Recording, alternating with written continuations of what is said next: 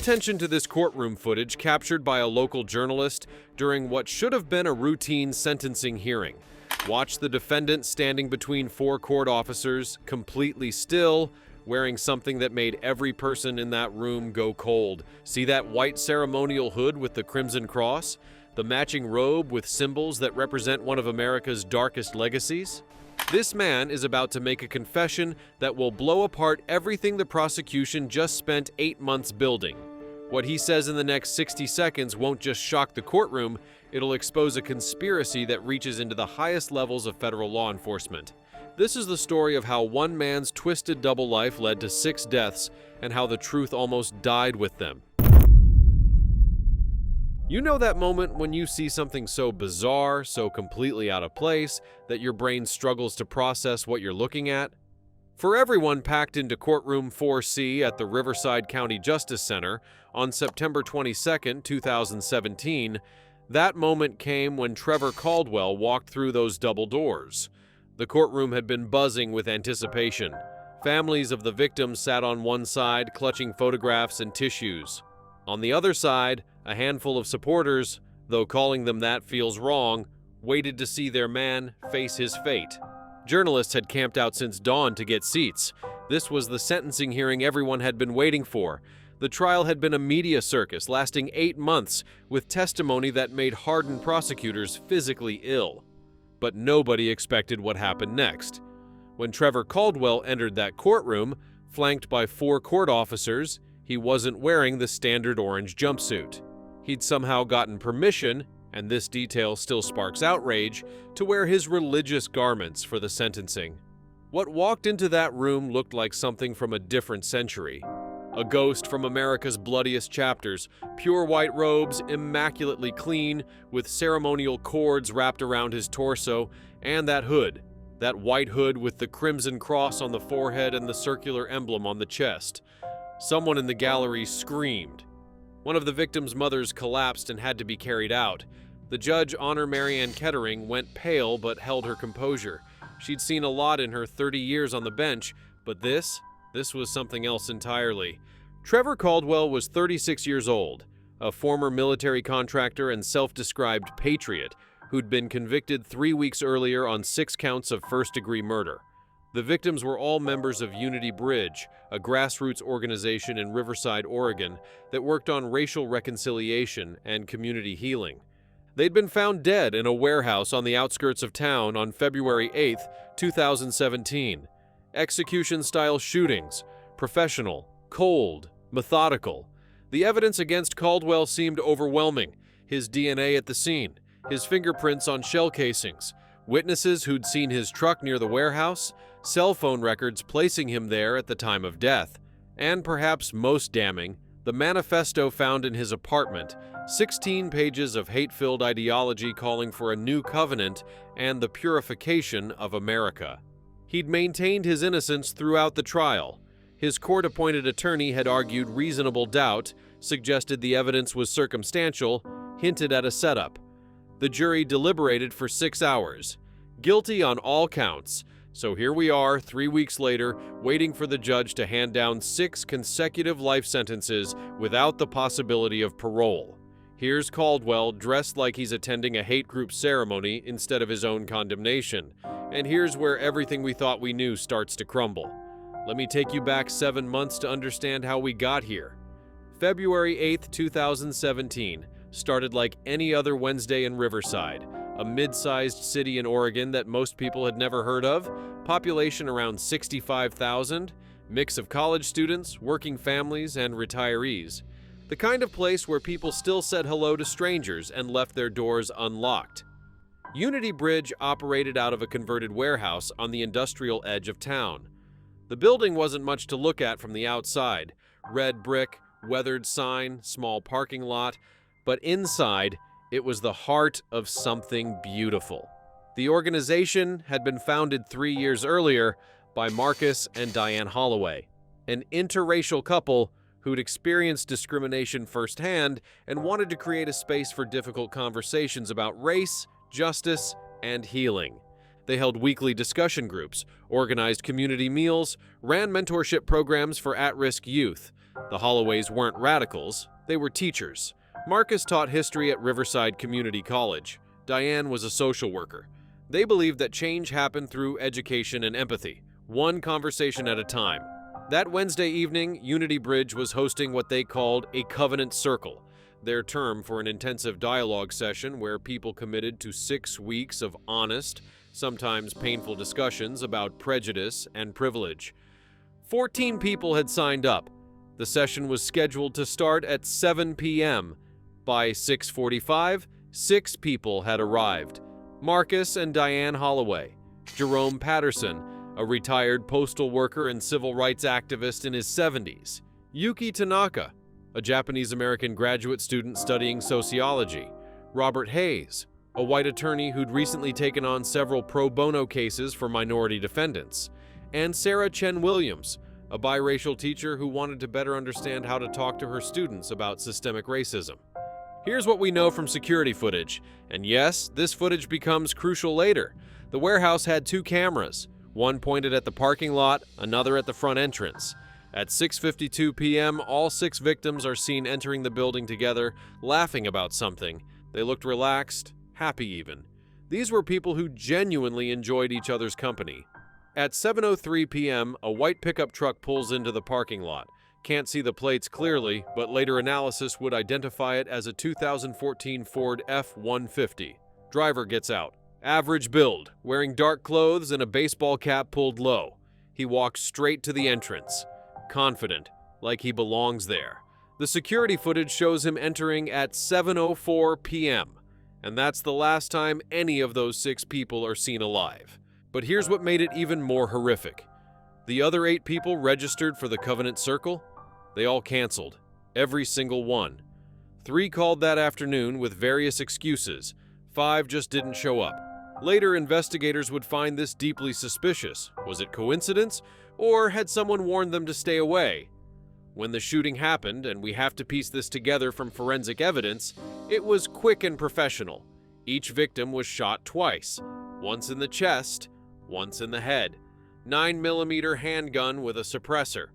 The killer moved through the main meeting room methodically, leaving no survivors. No defensive wounds on any of the victims. They likely didn't even have time to understand what was happening. The warehouse stayed quiet that night. No alarms, no screams that carried to neighboring buildings, just silence. Marcus and Diane's teenage daughter, Bethany, was the one who found them. When her parents didn't come home by 10 p.m., she got worried. They always texted if they were running late. Always. She called their cells straight to voicemail. She called the warehouse landline. No answer. At 10:47 p.m., Bethany drove to the warehouse with her older brother, Daniel. They'd later tell police they felt this gnawing dread in their stomachs. The parking lot was empty except for their parents' car. Lights were still on inside the building. The front door was unlocked. Daniel went in first, telling Bethany to wait by the car. He made it maybe 10 feet inside before he started screaming. Bethany ran in behind him and saw what no 19-year-old should ever see. Her parents and 4 other people lying in pools of blood across the room, arranged almost in a circle, like they'd been sitting in a discussion group when death came for them. The 911 call came in at 10:52 p.m. Bethany was hysterical, barely able to speak through her sobs. The operator tried to calm her down, asked if anyone was still alive. "They're all dead," Bethany kept saying. "They're all dead. Someone killed them all." Riverside police arrived within minutes. The scene was immediately sealed. Detective Laura Briscoe caught the case. She'd been with the department for 15 years, worked dozens of homicides, but nothing prepared her for this. Not the number of victims, not the cold efficiency of it, and definitely not what she'd discover as the investigation unfolded. Crime scene techs worked through the night. They pulled bullet fragments from the walls, photographed the victims where they lay, mapped blood spatter patterns, and they found something interesting: shell casings, 12 of them scattered across the floor. Most killers who use suppressors and execute people this carefully, they police their brass. They don't leave calling cards, but these casings were just there, almost like they'd been placed. This felt staged, Detective Briscoe would later testify. Professional killers don't leave this much evidence. Either our guy got sloppy, or he wanted us to find something. They also found the manifestos, plural. 3 of them, printed on standard white paper, tucked under 3 of the victims' bodies. Each one identical. 16 pages of venomous ideology calling for racial purification, the establishment of a new covenant, and the elimination of race traitors. It read like something from a hate group's website, all conspiracy theories and pseudo-religious justification for violence. By sunrise, the news had spread across Riverside. 6 members of Unity Bridge murdered, a hate crime. People were terrified.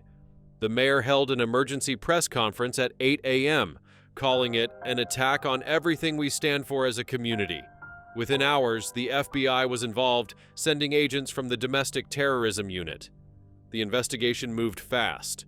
Those shell casings, they pulled partial fingerprints from 3 of them, DNA from skin cells on 2 more. They ran it through every database, CODIS, IAFIS, military records, and they got a hit. Trevor Caldwell, 36 years old, former Army, served 2 tours in Iraq as part of a military police unit. Dishonorable discharge in 2008 for conduct unbecoming. After the military, he'd bounced around. Security jobs, private military contracting, long stretches of unemployment. He'd been living in Riverside for 18 months, working as a night security guard at an industrial complex. No previous arrests, but he'd been on the FBI's radar. They'd received tips that he was trying to start a local chapter of a white supremacist group called the Brotherhood Covenant. When we saw his name come up, said FBI Special Agent Richard Alvarez, we weren't surprised. We'd been watching him, but we never thought he'd actually act. Detective Briscoe pulled Caldwell's phone records. On February 8th, his cell phone pinged off towers near the warehouse between 6:45 p.m. and 8:30 p.m. They got a warrant for his apartment, a 1-bedroom unit in a rundown complex on the south side of town. What they found there made the case feel open and shut. A 9mm handgun matching the caliber of the murder weapon, though ballistics would later prove inconclusive. Empty boxes of the same ammunition used in the killings, and on his computer, multiple copies of that same manifesto found under the victims, along with searches for Unity Bridge, maps to the warehouse, and research on suppressors. But here's what haunted everyone. Caldwell's internet history also showed he'd been researching the backgrounds of all 6 victims for months. He knew their schedules, their routines, their connection to Unity Bridge. This wasn't random. This was planned, studied, obsessed over. They arrested Trevor Caldwell on February 11, 2017, at his apartment. He didn't resist, didn't ask for a lawyer, just stared at the officers with this blank expression. "You're making a mistake," was all he said. "You have no idea what's really happening." The trial started on June 12, 2017, at the Riverside County Courthouse. The prosecution, led by District Attorney Michelle Torres, had what they believed was an airtight case. Physical evidence, digital evidence, motive, means, opportunity. They were asking for 6 counts of first-degree murder with hate crime enhancements.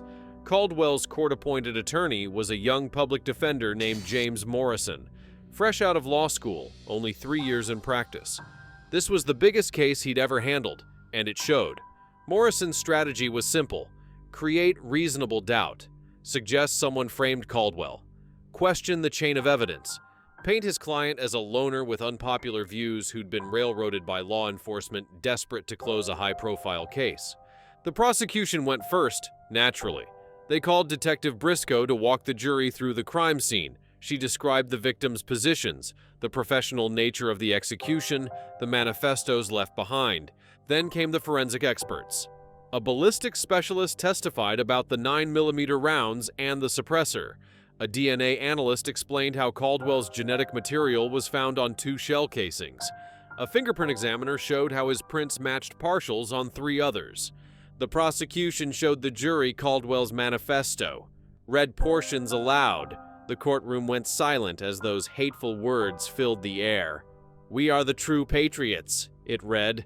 "We are the guardians of America's covenant with its founders. Those who pollute our nation with multiculturalism and race mixing are traitors. They must be removed. They must be purified from the earth." Then came Caldwell's internet history. The searches for Unity Bridge, the surveillance of the victims. One search particularly stood out: how to build homemade suppressor. 3 weeks before the murders, the families of the victims testified. Bethany Holloway, now 20 years old, took the stand and described finding her parents. She broke down multiple times. The jury watched her sob, and more than one juror was crying too. Jerome Patterson's widow talked about her husband's lifelong commitment to civil rights, how he'd marched with Dr. King in the 1960s, how he'd spent his retirement trying to build bridges. Sarah Chen Williams's mother described her daughter's passion for teaching, her belief that education could heal wounds. By the time the prosecution rested after 6 weeks, the case seemed insurmountable. But James Morrison tried. He called a private investigator who'd worked for the defense. The investigator suggested the evidence had been too conveniently placed. "Real criminals don't leave manifestos under bodies," he testified. "That's movie stuff. This feels orchestrated." Morrison tried to introduce the fact that all 8 no-shows for the Covenant Circle that night had received anonymous phone calls warning them something bad might happen. The judge ruled it hearsay and inadmissible.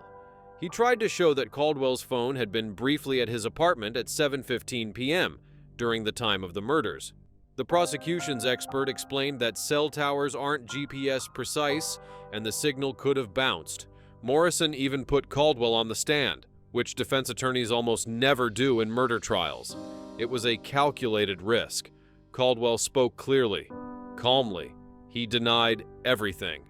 "I didn't kill those people," he said. "I've never even been to that warehouse. Someone is setting me up, and I think I know why, but my attorney won't let me explain." The prosecution tore him apart on cross-examination. Why was his DNA on the shell casings? Why was his phone near the warehouse? Why did he have the same manifesto on his computer? "I don't know," Caldwell kept saying. "I don't know how it got there." "You don't know how your DNA and fingerprints got on shell casings at a mass murder scene?" District Attorney Torres asked, her voice dripping with skepticism. "No, I don't." "You don't know how your phone was pinging near the warehouse during the murders?" "Someone must have cloned it or—" "Mr. Caldwell, isn't it true that you hate Unity Bridge? That you called them race traitors in online forums?" "I have strong political beliefs, yes, but I didn't—" "Isn't it true you tried to start a white supremacist group in Riverside?" Morrison objected. The judge sustained it, but the damage was done. Here's the thing about trials. They're theater, and the prosecution was putting on a masterclass. They made Caldwell look like exactly what the evidence suggested, a hate-filled extremist who'd executed 6 innocent people for the crime of trying to make their community better.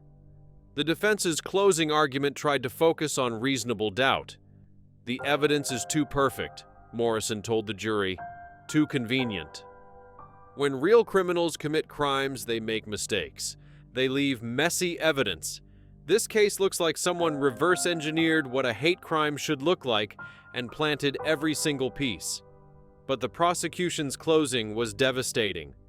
6 people went to a meeting to talk about healing our community's wounds, Torres said.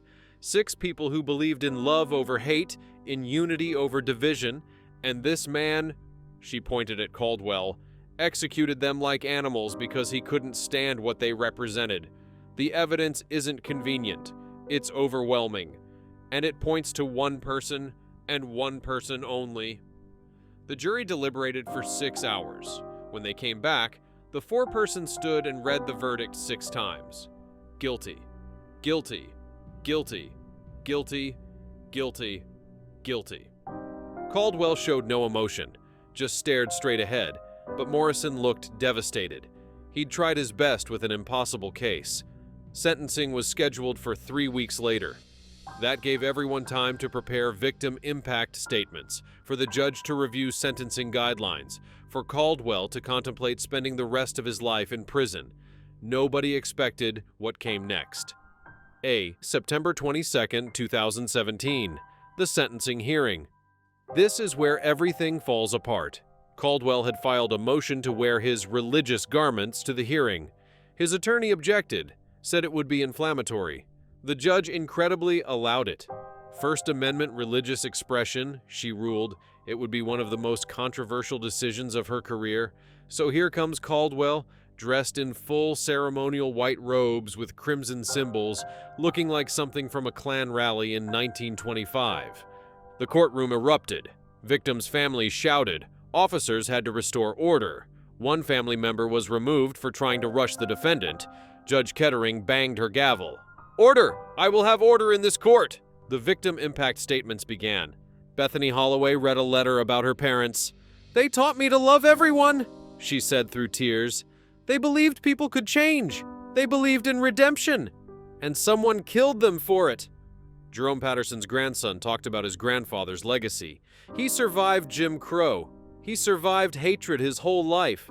And after all that, after decades of fighting for justice, he was killed by the very thing he'd spent his life opposing. After 90 minutes of testimony, Judge Kettering prepared to deliver the sentence. 6 consecutive life terms without parole. She'd written her statement, was ready to make it official. "Mr. Caldwell," she began, "you have been found guilty by a jury of your peers of 6 counts of first-degree murder with hate crime enhancements. Before I pronounce sentence, do you have anything to say?" This is where Morrison should have said no, should have kept his client quiet. But Caldwell stood up, and Morrison looked shocked.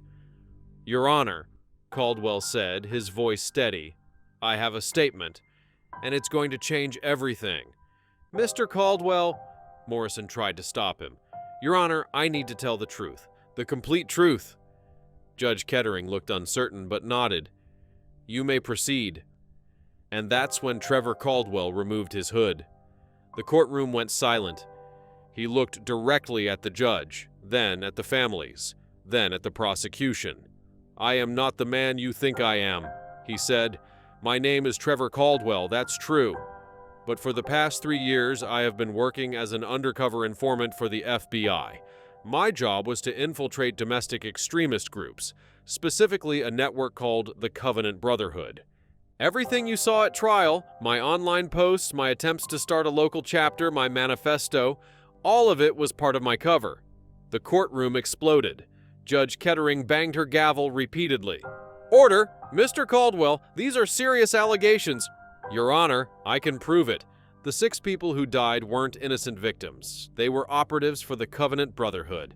They were planning a major attack, a bombing at the Riverside Community Center during a multicultural festival. I discovered their plan, I tried to stop them, and when they realized I was FBI, they tried to kill me. I defended myself." District Attorney Torres shot to her feet. "This is a desperate fantasy. We've heard nothing about any of this." "Because my handlers abandoned me," Caldwell's voice rose. "I was told to maintain my cover at all costs. When the shooting happened, when I called my contact, I was told to stay silent. They said they'd protect me. Instead, they let me be arrested. They let me be convicted. And now they're hoping I'll die in prison before anyone finds out the truth." Judge Kettering was pale. "Mr. Caldwell, if you were truly an FBI informant, we would have records. There would be documentation." "There is documentation," Caldwell said. "Sealed federal files under my informant number, CI-1847-PNW. My handler was FBI Special Agent Kevin Raines. He's here. He's been sitting in this courtroom every day of the trial." Everyone turned. Caldwell pointed to a man in the back row, mid-40s, dark suit, neutral expression. The man stood immediately and walked toward the exit. "Stop him!" Caldwell shouted. "He knows I'm telling the truth!" Marshals moved toward the man, but Judge Kettering raised her hand. "Let him go!" "This court has no authority to detain FBI agents without cause." She turned to Torres. "Madame District Attorney, has the FBI been contacted about these allegations?" Torres looked shaken. "No, Your Honor." "This is the first we're hearing of it." "Then we need verification. Mr. Morrison, did you know your client intended to make this statement?" Morrison looked shell-shocked. "No, Your Honor. He specifically told me he wouldn't testify at sentencing. Here's where it gets even stranger. While the courtroom descended into chaos, while journalists rushed to file stories, while the judge called for a recess to investigate Caldwell's claims, that FBI agent, the man Caldwell identified as Kevin Raines, disappeared. Left the courthouse, didn't respond to calls from the court or the prosecution. The FBI issued a statement that evening. We have no record of a confidential informant by the number provided. Trevor Caldwell has never worked for the FBI in any capacity. These claims are unfounded and appear to be a last-ditch effort to avoid justice. But then something unexpected happened. 3 days later, on September 25th, sealed federal documents were leaked to the Oregonian newspaper. Someone inside the bureau, or somewhere in federal law enforcement, sent an encrypted file to a journalist named Rachel Kim. The documents were heavily redacted but showed that CY-1847PNW had indeed existed. The informant had been recruited in June 2014 to infiltrate domestic extremist networks in the Pacific Northwest. The informant's name? Redacted. The handler's name? Redacted. But the dates aligned with Caldwell's claims. More documents surfaced over the next week. Encrypted communication logs showing CI-1847PNW reporting on activities of various hate groups. Intel reports that mention Unity Bridge as a potential front organization. One report suggested that Unity Bridge's leadership, Marcus and Diane Holloway, were coordinating with extremist cells to plan a major attack. The FBI immediately denied the authenticity of the documents. These appear to be sophisticated forgeries designed to undermine a legitimate prosecution, said FBI Director William Hayes in a press conference. But the damage was done. The case that had seemed so clear was now drowning in conspiracy theories. Was Trevor Caldwell a cold-blooded murderer? Or was he a federal informant who'd been sacrificed to cover up a botched operation? Detective Briscoe, the lead investigator, was caught in the middle. She'd spent months building this case, but now, in private conversations with other investigators, she admitted doubts. The evidence was almost too perfect, she told her partner. Morrison filed for a new trial based on newly discovered evidence. The motion included the leaked documents and a list of inconsistencies in the prosecution's case. The judge denied the motion. While these documents raise troubling questions, Judge Kettering wrote, they do not constitute proof that would overturn a jury verdict. Caldwell was sentenced to 6 consecutive life terms without the possibility of parole on November 8, 2017. But the case didn't end there. That courtroom footage, the video of Caldwell in his white robes making his confession, went viral. Millions of views. Some believed him. Others thought it was the most audacious lie ever told by a convicted murderer. Investigative journalists kept digging. Rachel Kim from the Oregonian tracked down former FBI agents willing to speak off the record. One told her, "There are informants in deep cover that the Bureau won't acknowledge even after they're burned. If Caldwell was one of them, and if he killed people while undercover, the Bureau would absolutely sacrifice him rather than expose the operation." Here's what we know for certain. Unity Bridge was exactly what it appeared to be. A community organization trying to heal racial wounds. Marcus and Diane Holloway, Jerome Patterson, Yuki Tanaka, Robert Hayes, and Sarah Chen Williams were good people doing good work. Subsequent investigations found no connection between any of them and extremist organizations. But remember that warehouse security video from February 8th? At 7:04 p.m., when the man in the baseball cap enters the warehouse, there's a moment when he turns slightly toward the camera. Digital forensic experts used facial recognition software to analyze that grainy image. The results were inconclusive. It could have been Caldwell, but it also could have been someone else of similar build and height. And remember those 8 people who didn't show up that night? 7 admitted receiving anonymous calls, warning them not to attend. The 8th, a man named Douglas Mitchell, vanished 2 months after the murders. His apartment was cleaned out. Attempts to locate him came up empty. Douglas Mitchell had no social media presence. No credit history before 2015. It was like he'd materialized in Riverside fully formed. The FBI refused to comment on whether Mitchell might have been another informant. The truth about Trevor Caldwell remains contested to this day. He sits in the Oregon State Penitentiary, still maintaining his innocence. He gives occasional interviews from prison, always telling the same story. "I was an informant. I was trying to stop an attack, and I was abandoned by the people who sent me in." The FBI has never wavered from their position. Trevor Caldwell was never one of ours. The Holloway family, Bethany and Daniel, have dedicated their lives to continuing their parents' work. They reopened Unity Bridge in a new location in 2019, determined to prove that hate doesn't win. "Our parents believed in redemption," Bethany said at the reopening ceremony. "They believed people could change. We're honoring them by refusing to let fear stop the work they started." Jerome Patterson's family established a scholarship fund in his name for students studying civil rights and social justice. Yuki Tanaka's research on racial reconciliation was published posthumously and is now used in sociology programs across the country. Robert Hayes' law firm created a pro bono program specifically focused on defending victims of hate crimes. Sarah Chen Williams School named their diversity initiative after her.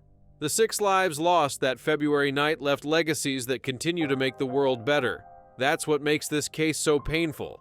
These weren't just statistics. They were teachers, activists, students, attorneys, and workers who genuinely believed in healing our society's deepest wounds. As for Trevor Caldwell, he was convicted on 6 counts of first-degree murder with hate crime enhancements and 6 counts of lying in wait. He received 6 consecutive life sentences without the possibility of parole, plus an additional 24 years for the hate crime enhancements. The question that haunts everyone who followed this case: was justice served? Did the system convict a mass murderer who tried to escape responsibility with an elaborate lie? Or did the FBI sacrifice one of their own operatives to protect a botched investigation? We may never know the complete truth. Federal law enforcement has proven remarkably effective at keeping secrets. But that courtroom footage, that moment when a man dressed in the costume of America's darkest shame stood up and claimed he was one of the good guys, will forever symbolize how complicated the truth can be. What we do know is that 6 remarkable people died violently, and their families deserved answers. Whether those answers are the full story or just the story we were allowed to hear, that's the question that still keeps investigators up at night. Rest in peace to Marcus Holloway, Diane Holloway, Jerome Patterson, Yuki Tanaka, Robert Hayes, and Sarah Chen Williams. Your work continues, your legacy endures, and the bridges you built still stand.